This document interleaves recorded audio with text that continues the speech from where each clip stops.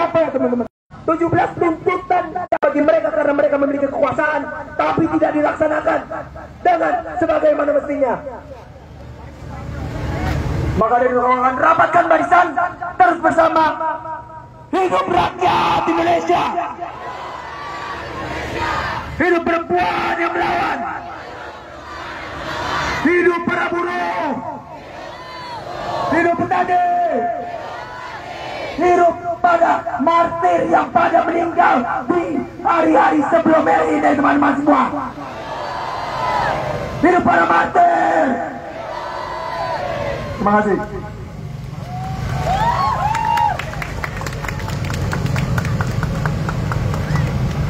Baik, terima kasih banyak buat teman-teman mahasiswa UI dan teman-teman mahasiswa UIN Syarif Hidayatullah Jakarta.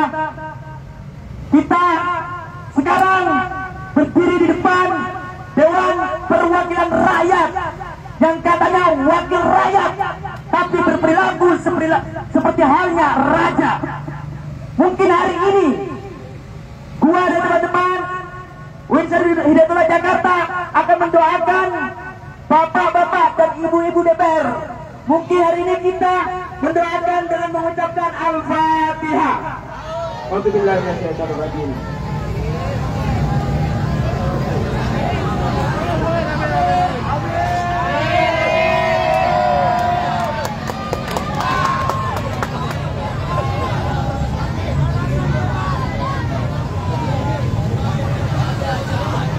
Oke, kenapa kita doakan biar hatinya terbuka untuk rakyat, bukan untuk ketum parpol.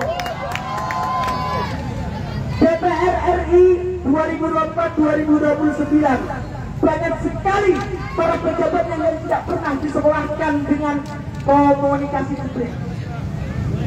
Seharusnya sebelum mereka naik harus disekolahin dan dikader dulu di ketum parpol.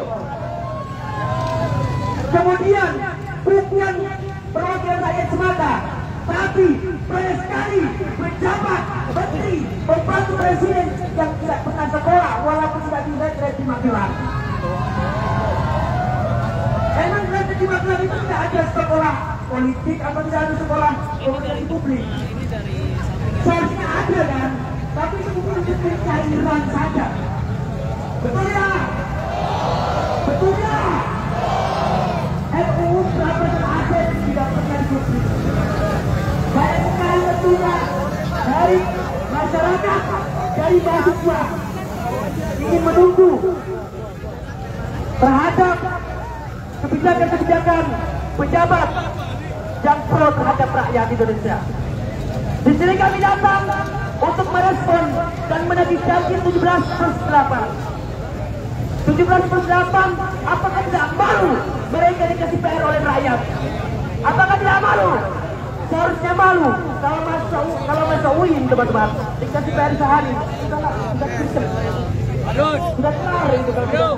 Dan ini pejabat, duit banyak, memiliki mampu kekuasaan, pemerintahan kendali, tidak pernah merespon. Kenapa? Karena mungkin belum ada orderan dari ketua partai. Benar tidak? Betul.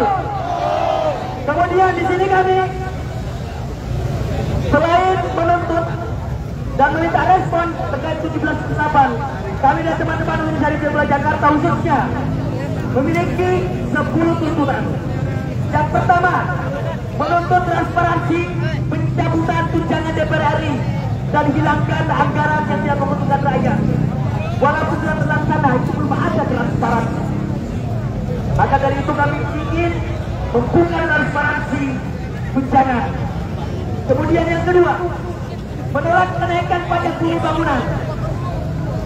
Teman-teman sudah diperlihatkan dan dipertontonkan oleh kepala daerah yang berada di Jawa Tengah. Sudah diperlihatkan belum? Apakah saat ini DPRD, DPR RI dan pusat sudah merespon atau sudah ada pengkajian terkait pemakzulan? Apakah sudah ada?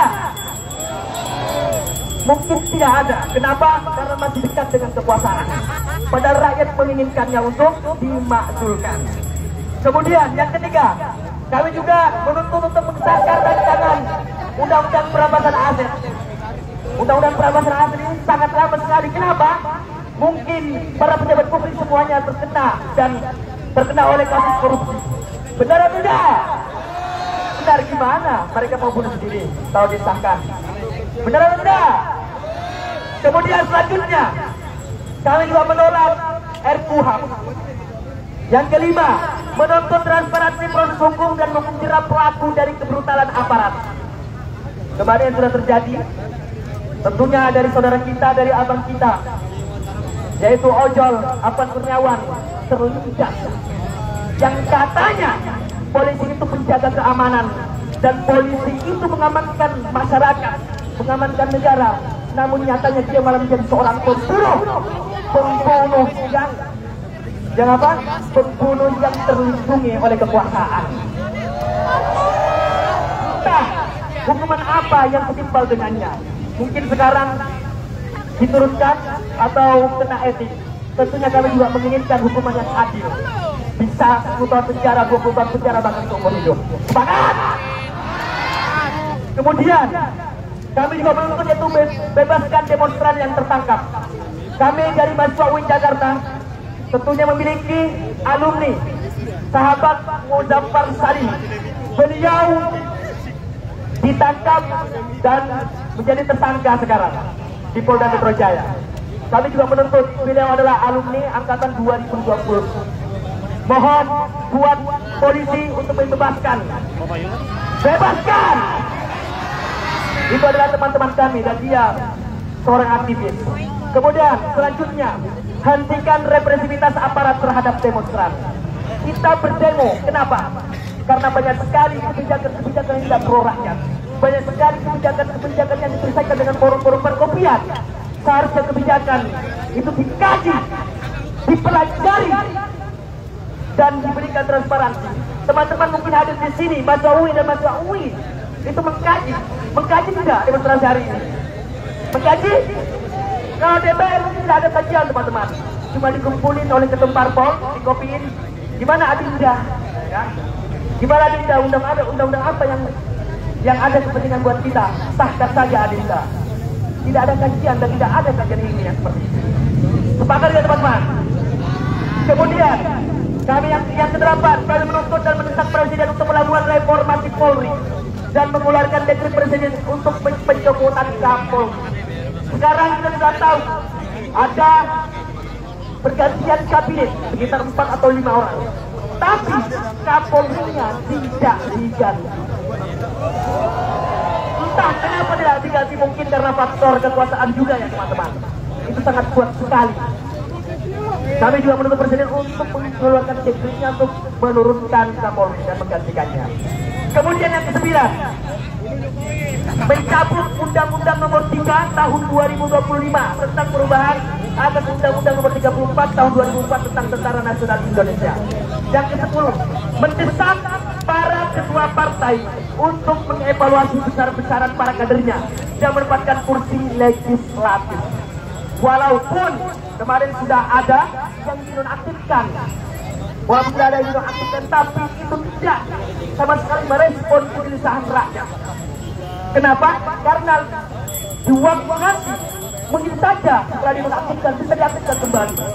Kami menuntut hal itu dan semoga tuntutan kita hari ini, demonstrasi hari kita hari ini direspon oleh pejabat publik, direspon oleh pemerintah, direspon oleh DPR RI, dan terkhusus buat ketum parpol.